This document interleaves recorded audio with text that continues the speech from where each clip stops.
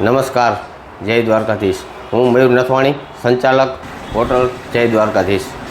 અત્યારે મીડિયામાં ખૂબ જ વાયરલ થયેલો મેસેજ અંગે હું સ્પષ્ટતા કરવા માગું છું કે આશરે 5 વર્ષ પહેલાં આરએમસી ફૂડના અધિકારીઓ અમારે ત્યાં લગભગ ખાદ્ય ચીજોના સેમ્પલ લીધેલા હતા।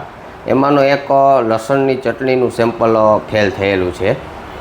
જે એમાં મરચું પાવડર અમે જે લસણની ચટણી બનાવીએ છીએ, લસણની ચટણીમાં આપણે લસણ તેલ નાખીને જે કકડાવી મરચું પાવડર નાખીએ છીએ, એ મરચું પાવડર અમે બહારથી લઈએ છીએ। એ મરચાં પાવડરનું સેમ્પલ ફેલ થયેલું છે। મરચું પાવડર જે બનાવનાર છે અને એમાં શું ભેળસેળ કરી હોય એનો અમને ખ્યાલ નથી। અને અમે ત્યારે જે ખબર પડી અમને કે સેમ્પલ ફેલ થયેલું છે, ત્યારના જે શેફ, ત્યારનો જે માણસોનો સ્ટાફ હતો એને પણ અમે છૂટો કરેલો છે।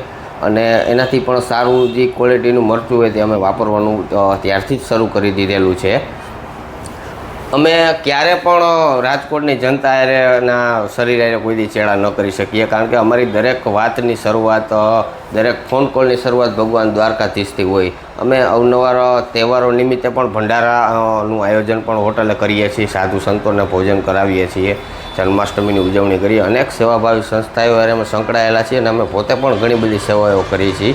અને અમારી બાજુમાં જ આવેલી બીટી સવાણી કિડની હોસ્પિટલમાંથી ઘણા દર્દીઓ અમારે ત્યાં ભોજન લેવા આવે છે। નિઃશુલ્ક એક પણ પૈસા લીધા વગર અમે ત્યાં દર્દીઓને જમાડીએ છીએ।